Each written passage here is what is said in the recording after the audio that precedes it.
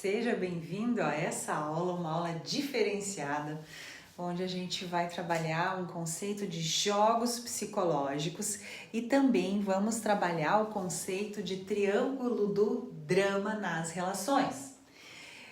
É bem importante a gente entender que jogo psicológico não é uma dinâmica consciente, tá? A pessoa não tá fazendo um joguinho psicológico, porque ela quer, porque ela é malvada. Porque nesse lugar, nesse jogo, ninguém ganha, uma dinâmica inconsciente onde ninguém ganha e todos no final confirmam as suas dores, tá? É na verdade uma necessidade emocional não resolvida. É sobre a nossa incapacidade de viver com intimidade. É sobre a nossa incapacidade da gente se olhar e compartilhar a vida como adultos autônomos, lembra? Os jogos psicológicos, eles alimentam, eles são assim, o alimento da dependência emocional.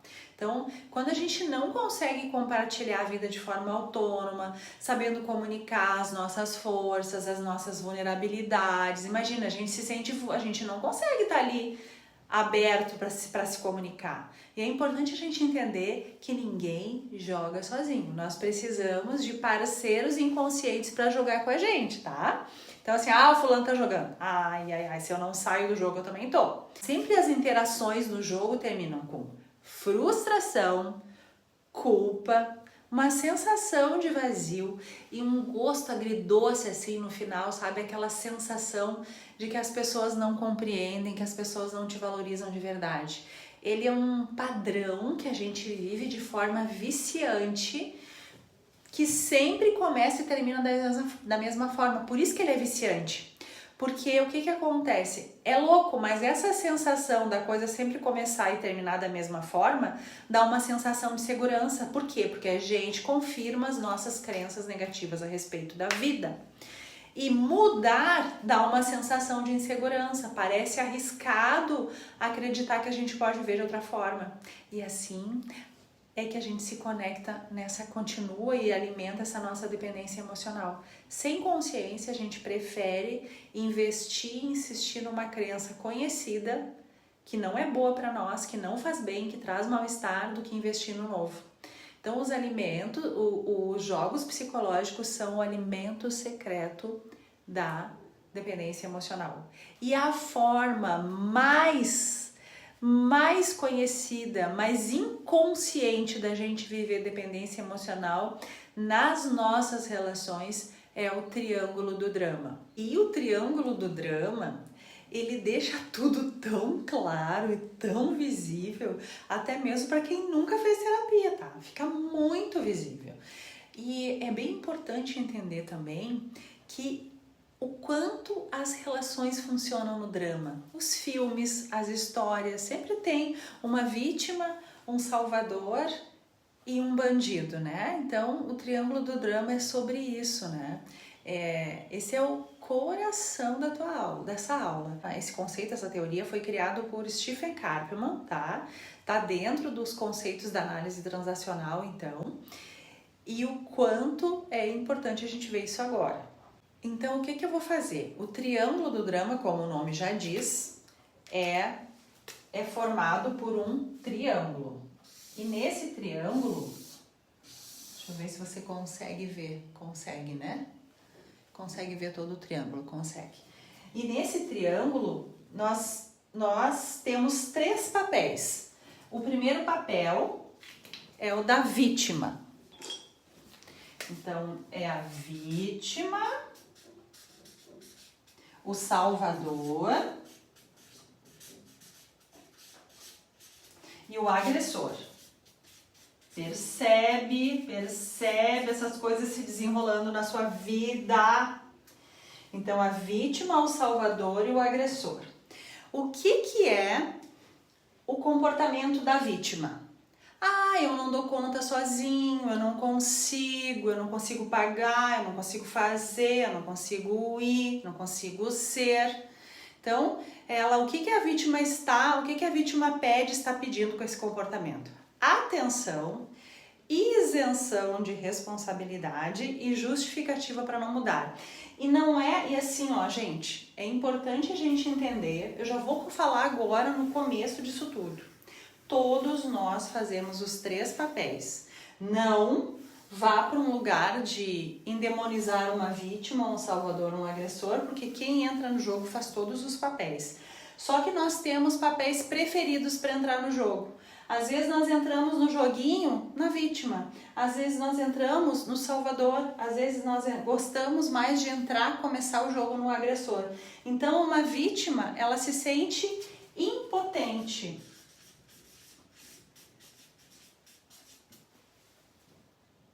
E se ela se sente impotente, qual é a pergunta-chave dela dentro da cabecinha dela? Quem eu preciso que me salve para que eu possa continuar aqui sem mudar? Porque se alguém me ajudar e me salvar sem eu fazer por mim, eu vou poder continuar sempre nesse lugar onde as pessoas vão fazer por mim. Então, quem que eu preciso que me salve? Uau, Chapolin Colorado, Salvador.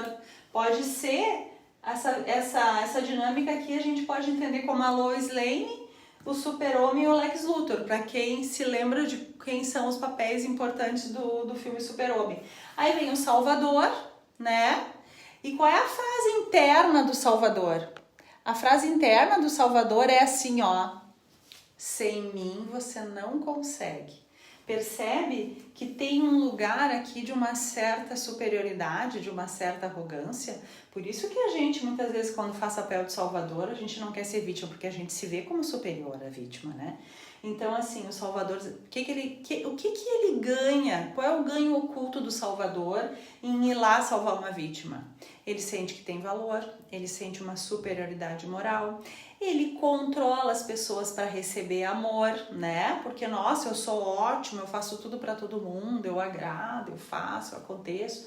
E aí, muitas vezes, uma pessoa, qual é a dinâmica? Muitas vezes uma pessoa, ela se acha uma pessoa que no momento está se sentindo impotente para ganhar o seu dinheiro, para trabalhar. Por um tempo, pode que uma pessoa salvadora vá lá e ajude. Mas ajuda de uma forma que não pede o comprometimento da vítima. Tipo, tá, eu tô te ajudando, mas como que você vai fazer daqui pra frente para conseguir ser autônoma? Para não precisar de mim? Quanto tempo?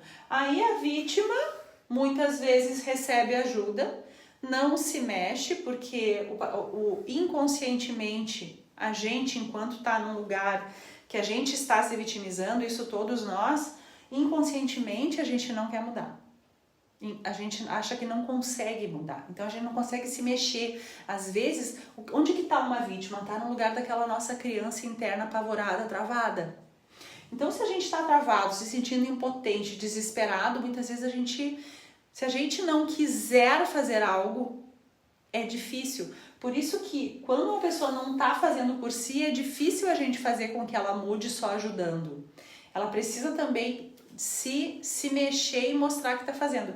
Do tipo, dar o peixe, não. Ensinar a pescar. Então, o salvador, nós podemos ajudar muitas vezes as pessoas, só que o que acontece? Às vezes a gente ajuda de uma forma desequilibrada, que a gente vai no salvador mesmo, tá?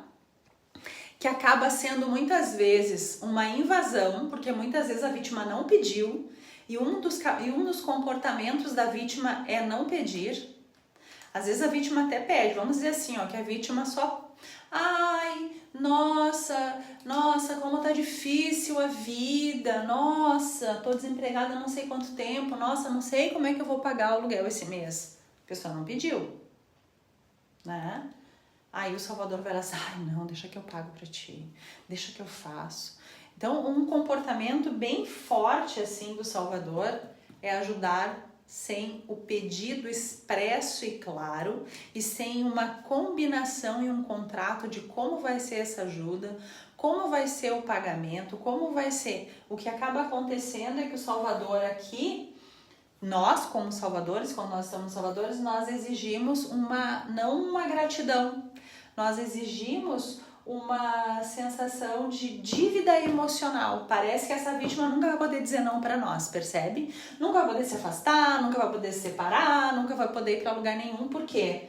Porque a gente fez das tripas coração e se agrediu para agradar alguém. Por quê? Porque é para controlar e para receber de volta. Assim, muitas vezes o salvador faz o que a pessoa não pede e depois se dá o direito de pedir exatamente o que quer e querer que a outra faça para ele. Então é bem interessante a gente ver essa dinâmica que muitas e muitas vezes quando a gente vai ajudar alguém e acaba se sentindo vítima da pessoa no final, aquela pessoa nem pediu.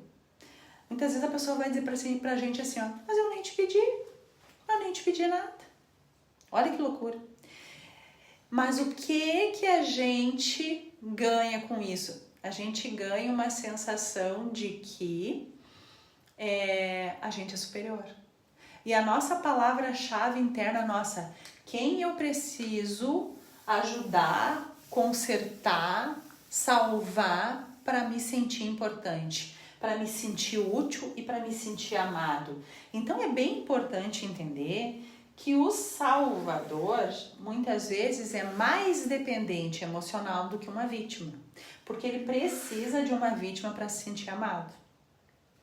A gente tem essa coisa, ai não, eu sou o salvador. Quando eu descobri que eu tinha tendência de entrar mais nas tretas emocionais e nessas dependências emocionais relacionais no salvador, e ainda tenho, o quanto eu me achei, nossa, mas eu entro como salvador, que lindo. Sou mais dependente emocional do que a vítima. Olha que loucura.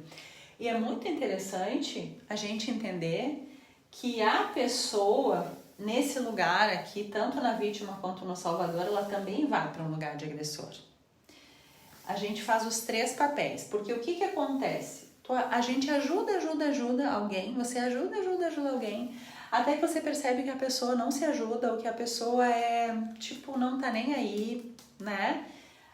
Aí o que acontece quando o salvador se sente assim, nossa, injustiçado, nossa, me agredi, fiz tanto e a pessoa foi embora, fiz isso, aquilo, aquele outro e a pessoa não me valorizou. Foi lá e quando teve dinheiro, quando estava bem, convidou outra pessoa para passear, não foi a mim que convidou. A pessoa, o salvador, vira a vítima, né? Da vítima. E ele enxerga aí a vítima como o quê? Como a agressora dele. Olha que interessante.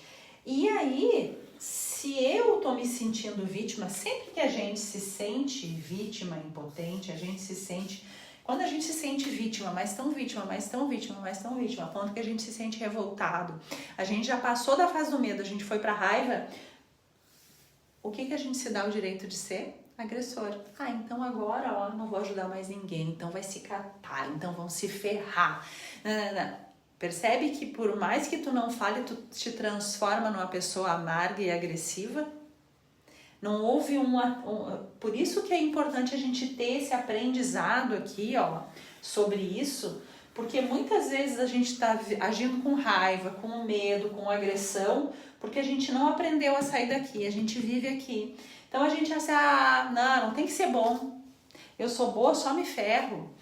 Não, tem que ser agressor mesmo, tem que, não, comigo não tem, eu vou fazer com as pessoas o que fizeram comigo, vou te tratar como tu me trata. Não necessariamente isso vai dar certo, aliás, não vai dar certo. O que vai dar? Um gosto agridoce no final, vai dar aquela sensação de que ninguém nos entende, vai dar aquela sensação de que o mundo é uma... Tanto faz, se tu entrou no jogo, em qualquer um desses papéis, tu vai sentir que a vida é uma droga, que a vida é uma M, não tem M pra todo mundo, que é um horror. Então, assim, não é o caminho. Vamos entender um pouquinho mais sobre o agressor agora. Então, o agressor também é chamado de perseguidor, tá?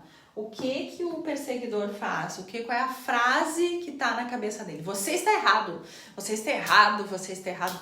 Percebe que aqui que a vítima, ela tá muito parecida com a nossa criança interna? Quando a gente tá na vítima, provavelmente a gente está na nossa criança assustada, desesperada e com medo. Então não se cobre, não se julgue, não pegue o chicotinho, né, para julgar você, porque de vez em quando você vai para esse estado de estar com medo. É natural, a gente não sabia como agir ainda com autonomia emocional. E o agressor normalmente é aquele lugar que a gente viveu as críticas, né? É um lugar crítico, é um lugar de uma comunicação violenta, de julgamento.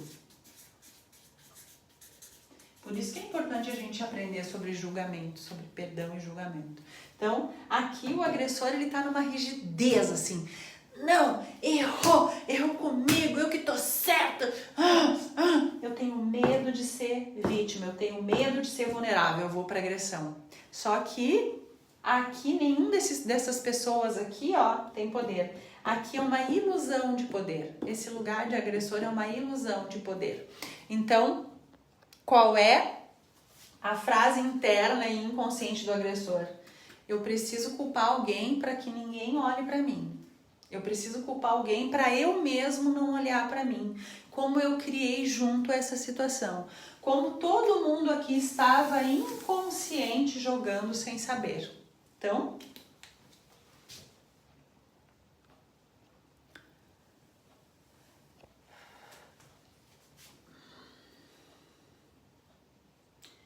Então é bem importante entender que, primeiro, ninguém joga sozinho e todos nós vamos trocando de papéis conforme a situação vai mudando. E às vezes numa única conversa a gente vai trocando de papéis. Um exemplo clássico, a vítima vira agressora e perseguidora do Salvador, o Salvador vira vítima, daqui a pouco o Salvador vira agressor também. É muito interessante.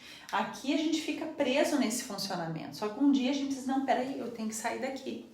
Eu quero sair daqui, eu preciso... Só que por isso que eu quis trazer tanto conhecimento para vocês, espiritual, emocional, mental, para empoderar vocês antes de ver isso. Para entender que o mundo é muito mais do que isso e que a gente pode escolher sair daqui sim. E que a gente pode escolher de forma diferente sim. E que a gente pode ter autonomia sim. Que a gente pode querer viver nas virtudes sim. Esse é um exemplo clássico da dependência emocional nas relações. Esse é um exemplo clássico. Outra coisa que é importante a gente entender é que dependência emocional não é só carência, tá? Não é só a vítima que é dependente emocional. Dependência emocional também é controle e também é crítica. Aqui, a vítima está na dependência emocional passiva. Ai, as pessoas fizeram tudo para mim e me magoaram. E aqui é dependência emocional, o Salvador é dependência emocional ativa. Eu quero controlar, porque eu dependo de como essa pessoa me vê. Eu dependo dessa pessoa me amar. Eu dependo que essa pessoa me olhe. Aqui a passiva, ela também tem um certo controle, mas ela controla ali no, eu sou impotente. E o crítico também é uma dependência emocional ativa. Por quê? Porque ele também quer controlar. Nessa coisa de julgar e dizer como as pessoas têm que ser, e como os políticos deveriam ser, e como a vida deveria ser. O que eu estou fazendo? Eu não consigo estar em paz dentro de mim enquanto o mundo lá não for como eu desejo. Eu não consigo estar em paz se eu não tiver aqui no Salvador. Eu não consigo estar em paz se eu não tiver alguém para salvar e alguém me valorize. Aí eu recebo um valor. E aqui a vítima, eu não consigo estar em paz porque as pessoas não fazem as coisas para mim. Passivo. Só que é bem importante a gente entender que a gente fica girando nesses papéis. Às vezes a gente tem uma dependência emocional ativa, querendo controlar e governar o outro para receber amor. Às vezes a gente tem uma dependência emocional passiva, só vem a nós o vosso reino e nunca seja feita a vossa vontade, né? E às vezes a gente também volta para a dependência emocional ativa, furioso com o mundo, com a vida. Então, tipo assim, eu tenho todos os motivos do mundo e tenho formas, o agressor, eu tenho formas de viver a minha vida, estar em paz e criar um universo ao meu redor, pensando em física quântica, entrar numa onda, num flow, onde eu crio algo bom para mim, onde eu consigo estar num estado vibracional onde nesta ou em outra existência eu vou estar num lugar onde eu não precise repetir as dores, mas eu fico lá me grudando, porque as crianças da África, porque o político não sei das quantas, porque eu tenho um cachorro sendo maltratado na rua, eu não consigo estar em paz. Eu não entendo que cada situação que as pessoas estão passando é pro aprendizado delas. Eu aqui no Salvador, não, eu que tenho poder, eu vou lá. Não entendo que a vítima tem poder para sair daqui também. Só que se eu fizer o tempo todo por ela, nunca vai sair. Aqui eu não entendo que existe todo um karma coletivo, existe todo um...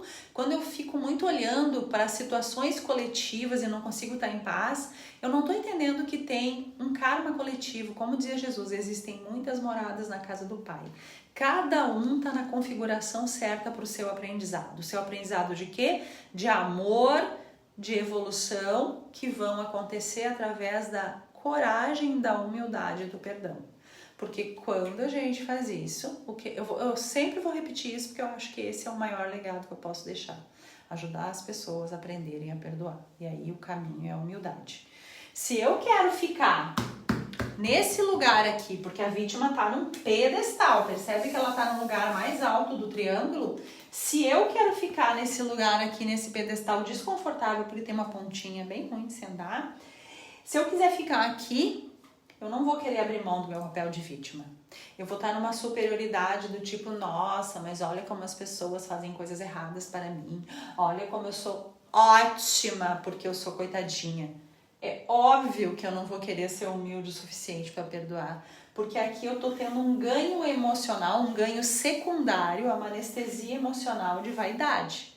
Então, entende que a gente, como vítima, a gente tem uma vaidadezinha, uma superioridade também, não é só o salvador e o agressor, porque eu sou superior no meu sofrimento. E aí tem todo um viés atrapalhado, muitas vezes, da religião, que diz que sofrer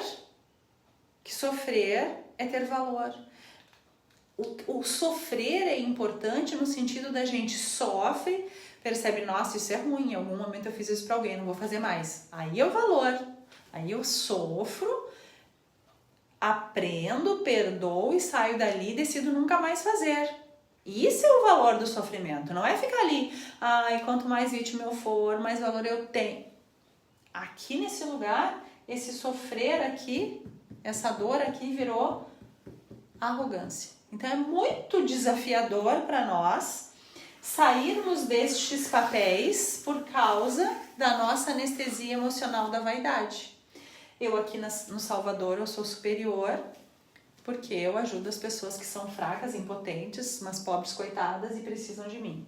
Aqui na vítima eu sou superior, tenho vaidade, porque eu sou melhor do que as pessoas ruins que me fizeram mal, que não me dão oportunidade, que não sei o que, que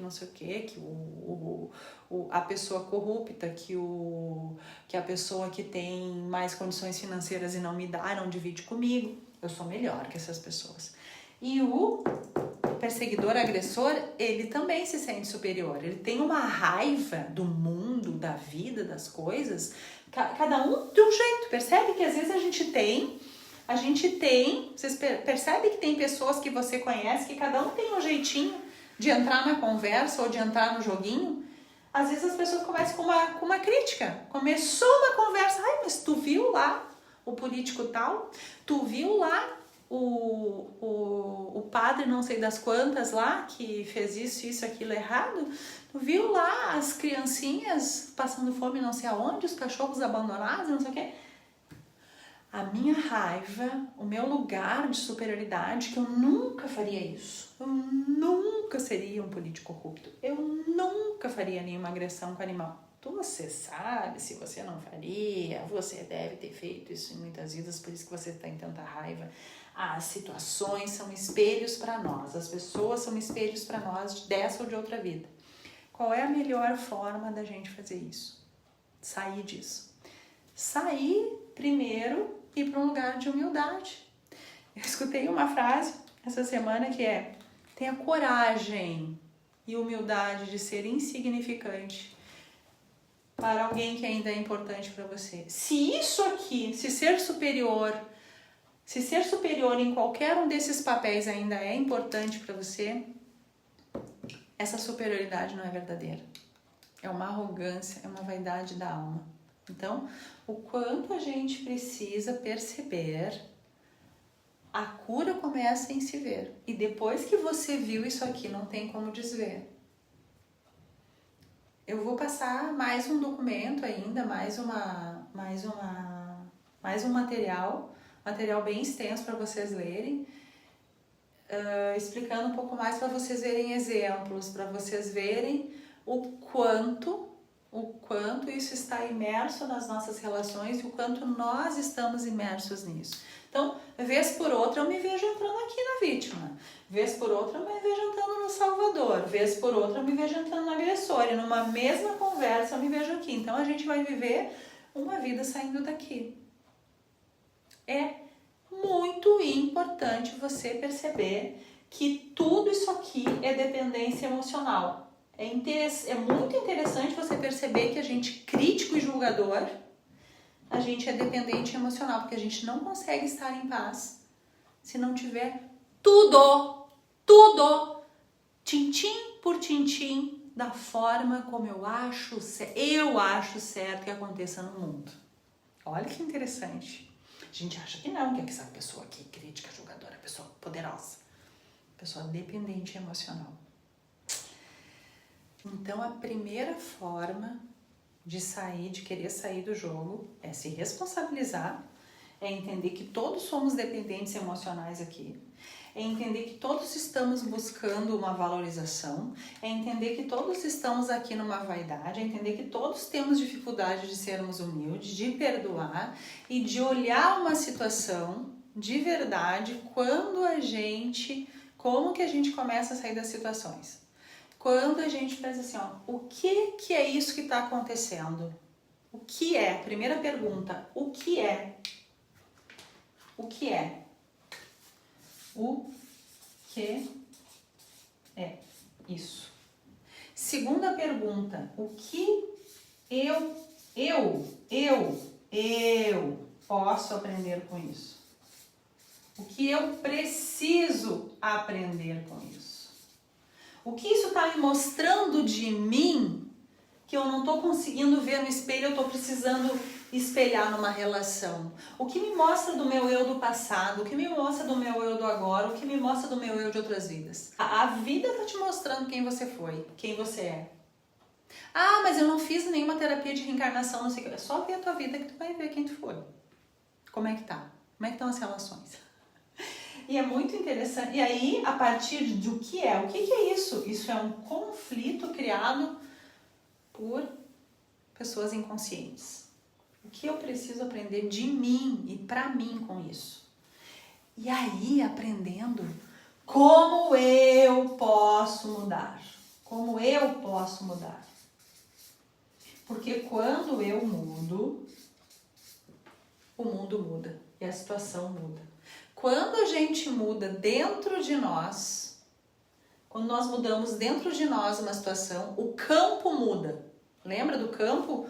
O meu campo eletromagnético vai mandar uma outra informação para aquelas pessoas e daqui a pouco, hoje ou amanhã, a relação vai mudar, as coisas vão mudar.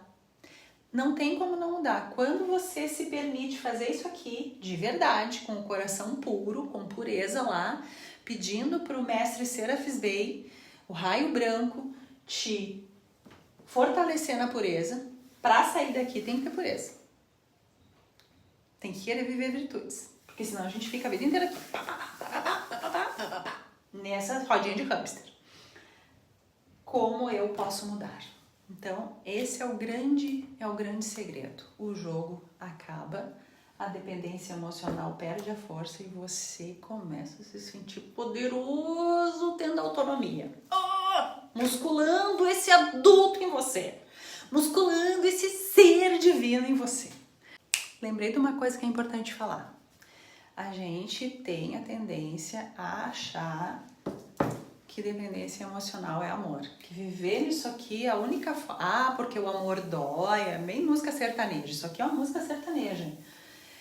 Não é. Amor é quando a gente se permite viver em intimidade. É quando a gente se olha, quando a gente ama a gente mesmo a ponto de entender as nossas sensações, perceber as nossas emoções. Ah, mas isso é chato, eu quero controlar o outro. Muito bem, você quer que o outro perceba as suas emoções, você quer que o outro mude e você está fazendo de conta que você é o máximo, mas você não está conseguindo nem mudar você mesmo. Percebe? Então, quando a gente aprende isso sobre a gente, quando você aprende isso sobre você, você tem muito mais propriedade para ajudar as outras pessoas, no caso de você ser terapeuta. Mas você, muito mais do que isso, você vai mudar as suas relações. Só que mudando as suas relações, você vai mudar o que mais? Você vai mudar a sua saúde e você vai mudar a sua prosperidade financeira. Porque ficando nisso aqui, ó, você fica num círculo de um hamster que você não tem cabeça mesmo para fazer por você emocionalmente. Por quê? Porque esses papéis aqui são papéis controladores de relacionamento. O que acontece quando você vive aqui na vítima, no salvador e no agressor? É como se tivessem cordas amarrando vocês.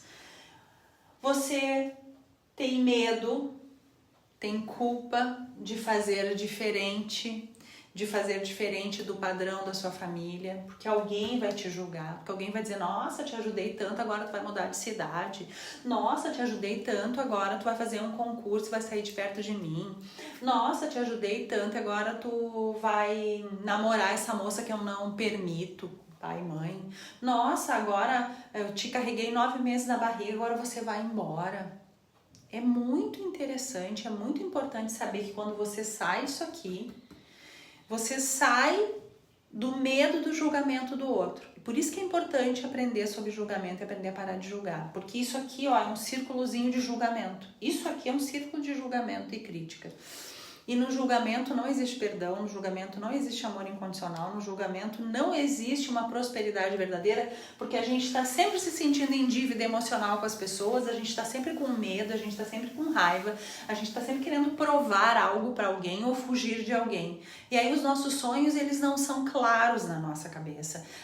O nosso porquê de realizar algumas coisas, alguns desejos e alguns sonhos, ele fica poluído, ele não fica claro por um porquê puro de, nossa, minha felicidade. Não, talvez tenha uma motivação, porque você está preso em alguma vítima, eu tenho que ganhar dinheiro porque eu tenho que ajudar não sei quem.